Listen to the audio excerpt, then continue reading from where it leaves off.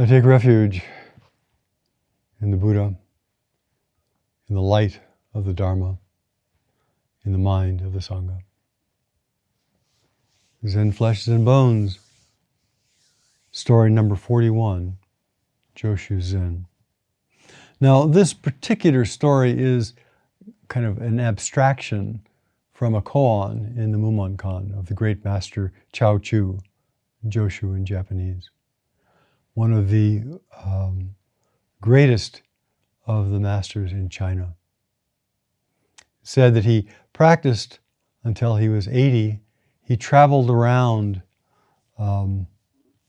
visiting teachers and refining his understanding until he was 100, and then he taught for 20 years till he was 120. Interesting story. So, any teacher has all kinds of students come to them. People with deep insight, people who just have disturbed minds, people who are mentally ill, people who are ardent and serious, people who are frivolous and trivial. So here's a time that Joshu was teaching. Perhaps he was out in the yard, perhaps he was raking leaves, perhaps he was working with flax or some kind of material, like another koan mentions. And a student comes up to him and says, I'm enlightened. There's nothing in my mind. There's nothing more for me to realize.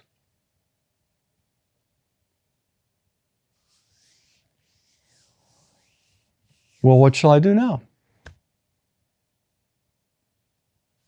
Now, and Joshu looks at him and says, well, throw it out. Throw out my enlightenment, throw out the silence of mind, throw out my wisdom, throw it out. How do you throw something out and why? This is precious. How do I throw it out? Well, Joshu says, well, if you can't throw it out, carry it out. And that's the whole story. And that's part of the koan. But what's it talking about here? We all cherish our views. And maybe our view is I am wise, or maybe our view is I am dumb, maybe our view is I am whole, maybe our view is I've accomplished something, maybe our view is I'm broken. Whatever view we have is just a view. And we let it go. And how can you let a view go?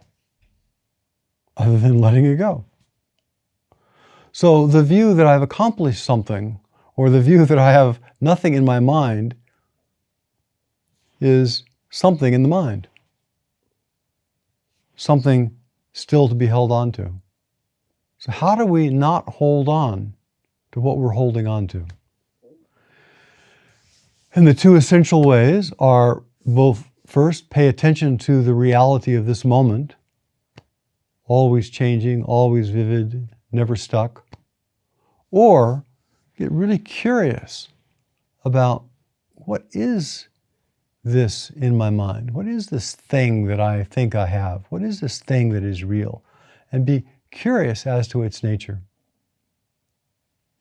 Regardless of whether we hold on or don't hold on, whether we throw something out or don't throw something out, whether we're clinging or not, reality constantly flows. Reality constantly empties itself out, empties us out, and fills us back up again. So that's just the way things are. Empty, empty, full, full, full, empty, full and empty. So we can watch ourselves as self-emptying beings with nothing to do and no time in which to do it.